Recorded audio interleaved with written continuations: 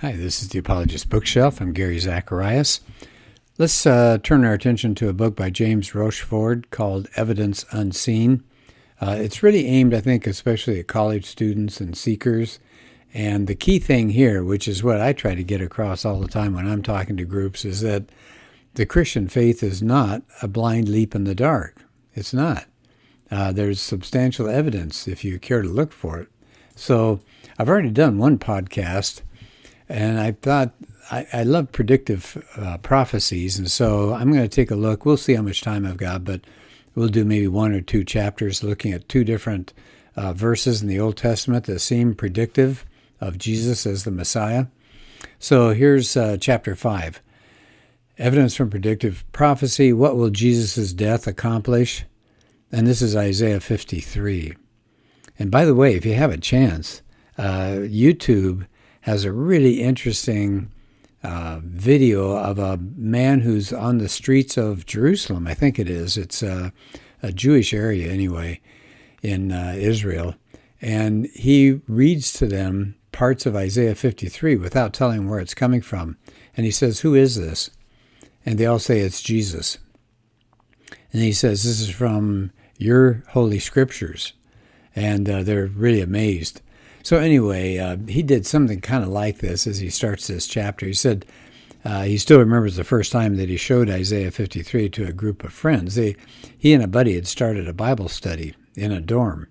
And so every week they would look at different evidences for Christianity.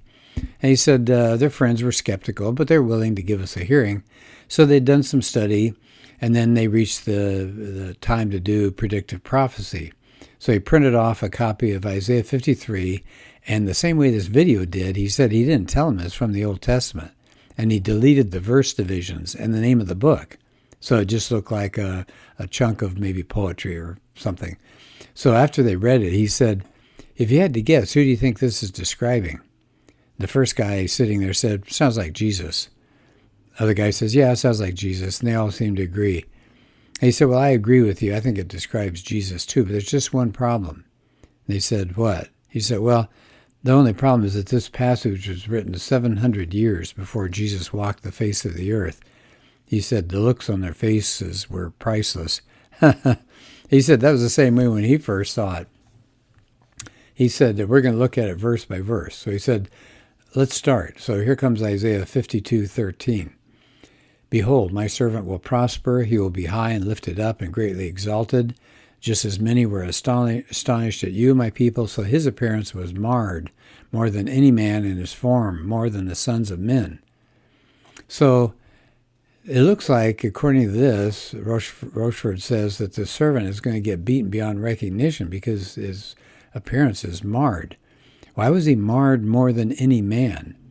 Well, later on, it says, if you look at Isaiah 53, I'm sorry, I think I said that wrong. It's Isaiah 52, verses 13 and 14 that tell you this business about being marred.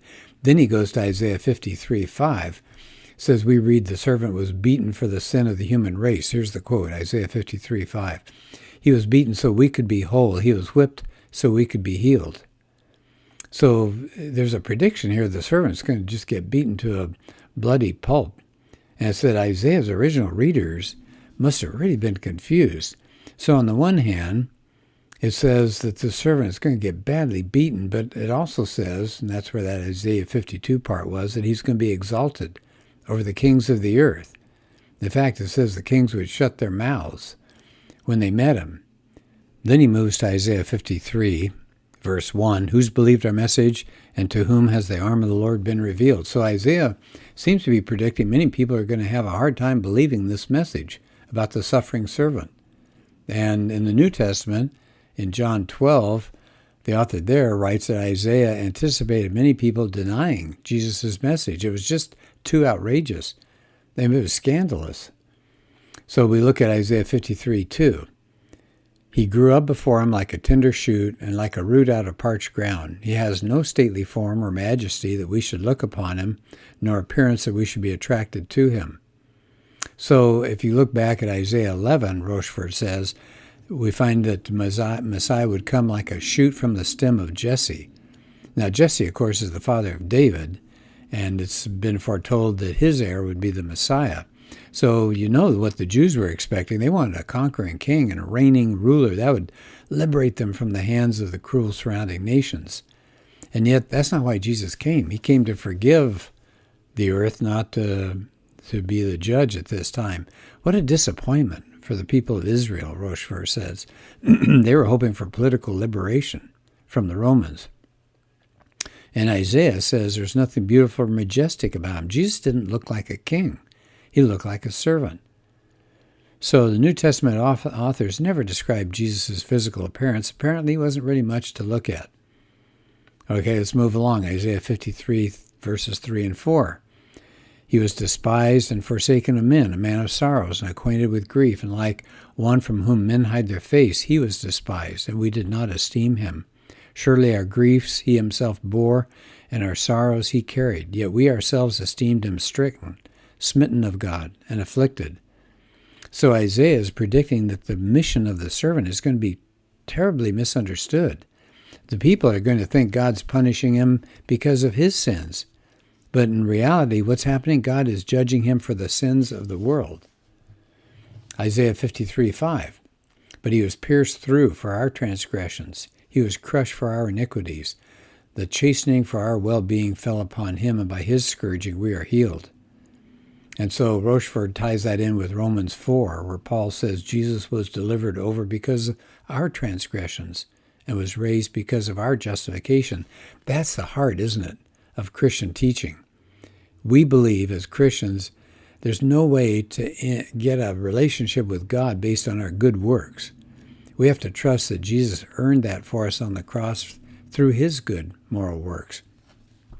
Isaiah 53:6. All of us like sheep have gone astray. Each of us has turned to his own way, but the Lord has caused the iniquity of us all to fall on him. So we see over and over in the Old Testament, Israel is often pictured as a herd of wandering sheep. God doesn't abandon Israel even as they wander off. He tries to gather them together, and they seem to be unwilling. Go to Isaiah 53:7. Rochefort has this quote, "He was oppressed and he was afflicted, yet he did not open his mouth. Like a lamb that's led to slaughter, and like a sheep that's silent before its shearers, so he did not open his mouth." Now, what do we read in Matthew 27? When the authorities came to arrest Jesus, he didn't resist them. He kept silent. It says all four Gospels record that Jesus was silent in front of his accusers. Then we go to Isaiah 53:8. Rochefort has this, "By oppression and judgment he was taken away, and as for his generation, who considered that he was cut off out of the land of the living for the transgression of my people, to whom the stroke was due." So according to Isaiah, the servant doesn't die peacefully in his sleep.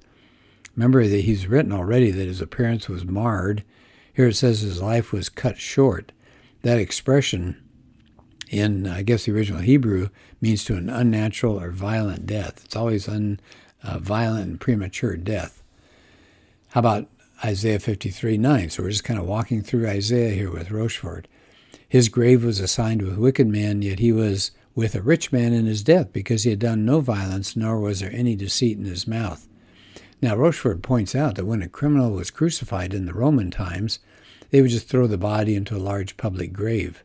That was terrible. It just basically said, here, let the dogs get at the bodies. But Isaiah's prediction came to pass, didn't it? A rich man, Joseph of Arimathea, came forward to bury Jesus' body. Now, let's get to the critics, and this is the part I find really fascinating. James Rochefort says, of course there are critics that attack these Isaiah 53 passages because they do seem so similar to Jesus. So here's one. Critic Norman Asher. He claims this passage, 53 of Isaiah, can't refer to Jesus because Jesus committed violence. Remember, it just says he had done no violence, as Isaiah 53:9, but it said Jesus used his whip and he attacked the merchants. But this is not this is not violence in general. This is not the act of an evildoer. It was a just act of discipline. It's like, I think this is a good illustration. Rochefort said it'd be like a man chasing thugs away from an apartment complex, or a kid scaring away a bully from a weaker student. This is an act of bravery. It's not brutality. So this is powerful. Well, how about this one? This same critic now has another claim. Jesus couldn't fulfill this part that says he will enjoy a long life, right? Because that's in Isaiah 2, because Jesus died at a young age. So how can that be long life? But Rochefort says Asher misses the point. Isaiah has already written that the servant's life would be cut off and buried. Of course he died before he could live a long life. So what's going on implies God must have raised the servant from the dead after his life was made an offering. Asher also says it can't refer to Jesus. It says he had descendants. But descendants is really talking about, I guess the key word is not dealing with sperm or whatever. It's spiritual offspring of God. And we see that in Galatians and 2 Corinthians and Romans and John. And so it's that spiritual interpretation of offspring. That's what Isaiah was using. In fact, he used it himself in his book, Isaiah 1:4, 14:20, and 57 verses 3 and 4. So it says the suffering servant had offspring only after his death. Right? The Christian seems to be on solid ground to say that he will. It's spiritual offsprings instead. How about some other objections? So it said, a lot of critics will say Isaiah 53 really refers to the nation of Israel, the nation, right? That they're suffering for the sins of the Gentile world around them. And that Isaiah was talking about Israel as the servant. Earlier in Isaiah 41, it says, but as for you, Israel, my servant. All right, so is that a possibility? One critic says, it was the way of this prophet Isaiah to speak of all Israel as if they were one man. Well, Rochefort said, but this objection doesn't really hold up very well. Not a single Jewish interpreter held this view for the first 1,000 years after Christianity began. Isn't that amazing? For 1,000 years after the birth of Jesus, there wasn't one rabbi, not one Talmudic teacher, not a Jewish sage that said you ought to interpret Isaiah 53 as the nation of Israel. So it says in the 16th century, there was a rabbi that claimed all the rabbis of his day believed it was a messianic prediction. So I think that one kind of gets tossed out of the way here. How about, why would it be the entire nation? It says, look in chapter 53, all of us like sheep have gone astray. Each of us has turned to his own way. How could the nation of Israel's sin fall on the servant if they're one and the same? Right? I mean, if everybody sinned, it didn't say this. The Lord has caused the iniquity of the nation of Israel to fall on the nation of Israel. No, it doesn't say that. So the nation of Israel just doesn't fit the description of the servant. For example, the nation of Israel never had a universal impact on the Jewish nations like the servant does. Take a look at Isaiah 40, verses 3 to 5, 41, verses 17 to 20, 43, verses 16 to 21. Moreover, Rochefort says God promised to bless Israel if they were faithful, and he said he'd curse them if they're unfaithful. And yet, the servant was perfectly faithful. We see that in Isaiah 50 and 53, but he was cursed by God. If God crushed Israel for being faithful, then this would breach the contract that God made with them. Look back in Deuteronomy 28 or Leviticus 26. In Isaiah 1, God tells Israel their sins are as scarlet. So Israel was sinful. It was rebellious. How could they pay for the sins of the Gentile nation if Isaiah clearly taught that they had their own sins to account for? And then take a look at Isaiah 53 another time. The suffering servant dies willingly, but the nation of Israel has never died willingly at the hands of Gentile nations. So that doesn't seem to be the case where the servant is the entire nation. Okay, so some people say it can't be predictive of Jesus. It's in the past tense. See, so they said, look, it's all like it's been done. But it said, if you look carefully, it said passages are written in the past tense, part of the passages. And then if you get to like Isaiah 52, verse 13, it says, my servant will prosper. Then the next verse says, his appearance was marred. Why is the tense jumping like that? Well, Isaiah is switching the verbs. That's called the tense, when it takes place. He's switching that to distinguish between the suffering of the servant and the exaltation of the servant. So when Isaiah passages refer to the suffering, it's past tense. When he refers to the exaltation of the servant, it's future tense. That's really interesting. I think that's really fascinating. So Jesus came in the past to suffer, but he's going to come in the future to be glorified. All right, as he begins to wrap up the chapter here, it said, some have claimed that this passage of Scripture has brought more Jewish people to faith in Christ than any other. They said, no wonder Jesus' disciples quoted to it, or they alluded to Isaiah 53 at least 40 different times. So it said this can have a powerful effect on a person reading, starting actually in Isaiah 52:13 to 53:12. It said, this prophecy is so persuasive that says, sadly, many Jewish synagogues have removed it from their public readings.